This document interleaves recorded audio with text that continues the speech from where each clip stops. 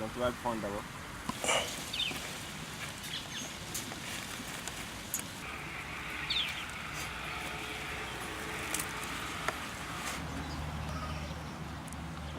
C'est en 2011 que j'avais décidé de me lancer sur les cultures rares. Bon, à l'époque, j'avais décidé de me lancer sur la fraise parce que c'était une culture assez rare. Parce que pour moi, je mets toujours l'aspect innovation devant. Et là, je vais lancer une expérimentation de 2000 m² à l'époque. Et c'était même dans la région de Tambacounda. Et ça avait donné. Donc, comme ça avait donné après, en tout temps, j'avais décidé d'arrêter pour me concentrer beaucoup plus sur mes études. En 2017, bon, je dirais même 2016, nous avons en tout cas décidé, avec mon associé Ali Afal, qui m'a redonné en fait goût à cela, à me relancer dans la production de la fraise. Et aujourd'hui, alhamdoulilah, nous avons pas mal de personnes qui sollicitent nos produits.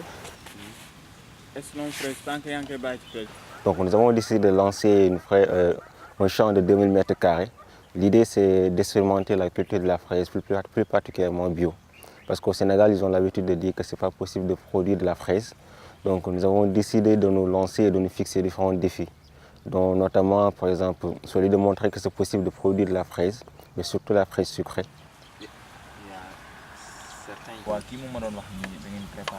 Nous nous sommes dit que si nous devons nous lancer dans la production de la fraise, il faudra apporter un aspect un peu plus innovant. Et c'est quoi? Nous sommes fixés différents défis.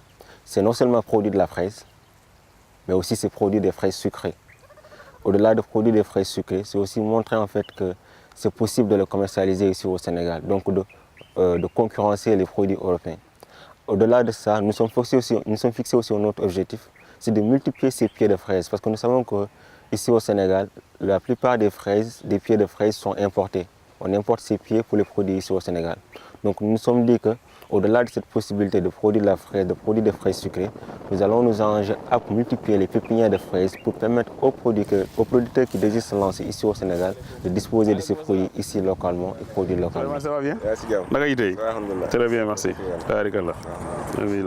Donc Souleymane dafa ñëwoon fan parce que depuis 3 mois, après 3 mois yi passé nii mu jox ma ay conseils comme quoi que ni léegi naay roose fraise bi sans feuilles di tooy.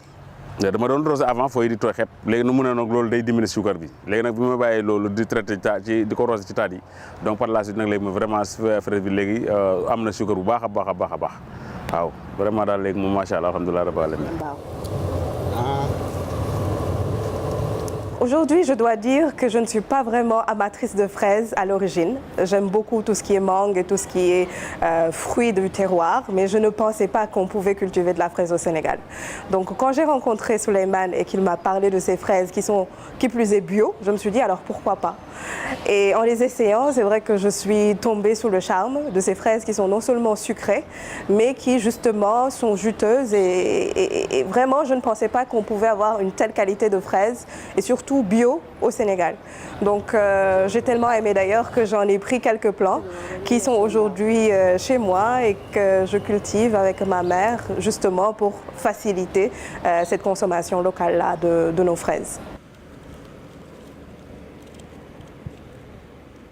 On sait que la fraise, en fait, c'est un produit sucré. Quand on dit sucré, en fait, la plupart des produits, ou bien des légumes ou des fruits sucrés ont beaucoup plus besoin de ce qu'on appelle le potasse. Donc, vous savez que la plante a besoin de 3 éléments majeurs, donc l'azote, le potasse et le phosphore. Donc, pour avoir ces fraises sucrées, il faudra en fait mettre l'accent surtout sur le potasse. Donc, comme nous faisons des fraises bio, nous nous sommes dit que nous n'allons pas trop utiliser les engrais chimiques ou les intrants chimiques. Donc nous avons utilisé ces matières organiques qui ont cette teneur en potasse vraiment maximisée derrière. Donc surtout, notamment, comment dirais-je, la viande de poulet.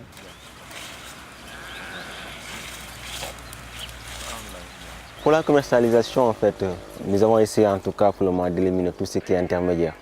Donc ce que nous faisons, c'est qu'aujourd'hui, si nous récoltons de la fraise, le jour même, nous le commercialisons, le jour même, nous le mettons à la disposition du client. Donc, nous n'avons pas un problème, par exemple, pour ce qui concerne la commercialisation. Par contre, le problème que nous avons, c'est un problème pour satisfaire la clientèle. Parce que chaque jour, on nous demande, on a besoin de la fraise, etc. Donc, nous avons en fait la demande qui est là présent. Le problème peut-être qu'on peut avoir, c'est produire assez de fraises pour satisfaire nos clientèles. Bon, les difficultés que nous pouvons rencontrer, je dirais peut-être c'est souvent l'aspect financier, comme tous les startups qui débutent. On n'a pas souvent en fait, tous les moyens financiers dont la personne a besoin pour mettre toutes ces infrastructures. Par exemple, mettre la CR derrière, etc. Ce qui fait que nous partons avec les moyens du bord. À côté aussi, il faut noter aussi ce besoin de ressources humaines compétentes. C'est possible d'avoir des ressources humaines, mais avoir des ressources humaines compétentes, c'est l'un des problèmes en fait, majeurs.